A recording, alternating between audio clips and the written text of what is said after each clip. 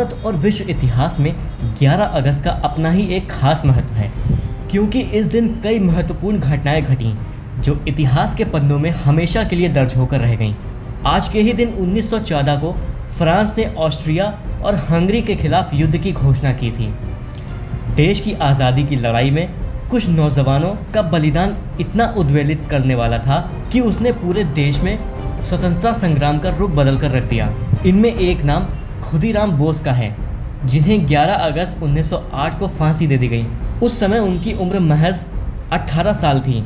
अंग्रेज सरकार उनकी निडरता और वीरता से इस कदर आतंकित थे कि उनकी कम उम्र के बावजूद उन्हें फांसी की सज़ा सुनाई गई। यह बालक हाथ में गीता लेकर खुशी खुशी फांसी चढ़ गया।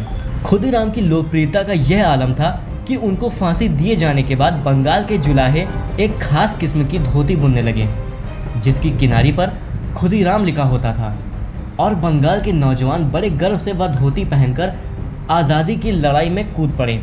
अंग्रेज़ी हुकूमत की बेड़ियों में बंधे मुल्क को आज़ाद भारत की आबो हवा में सांस दिलाने के लिए भारत के अनन्य वीरों ने मौत को गले लगा लिया। इन वीर सपूतों ने अपने खून से देश की आज़ादी लिखी। जिस उम्र में युवा अपने जीवन को आगे बढ़ाने की सोचता है, नए नए सपने बुनता है, उस उम्र में खुदीराम बोस सीने में क्रांति की ज्वाला लिए भारत में फांसी पर चढ़ने वाले ये सबसे युवा क्रांतिकारी थे। बंगाल में जन्मे खुदीराम के भीतर क्रांति की ज्वाला बचपन से ही जलने लगी थी। 1905 में बंगाल विभाजन का असर इनके ऊपर भी पड़ा। महज 9वीं तक तालीम हासिल करने के बाद वह क्रांतिकारी सत्येंद्र बोस के साथ हो लिए। पढ़ाई छोड़कर अब यह बालक क्रांतिकारी पार्टी का सदस्य बन चुका था। कुछ छोटे मोटे काम कर खुदीराम पुलिस की नज़र में आ चुके थे। इस वजह से कई बार इन्हें गिरफ्तार भी किया गया, लेकिन कम उम्र की वजह से उन्हें समझाकर छोड़ दिया जाता था। आखिरकार एक रोज़ अंग्रेज अधिकारी किंग्सफोर्ड पर बम से हमला करने के आरोप में उन्हें गिरफ्तार कर लिया गया। हालांकि उस बम धमाके में वह अधिकारी बच गया, लेकिन इस मामले में उसकी पत्नी और बेटी मारी गई। 13 जून की वह तारीख थी जब खुदीराम को मौत की सज़ा सुनाई गई।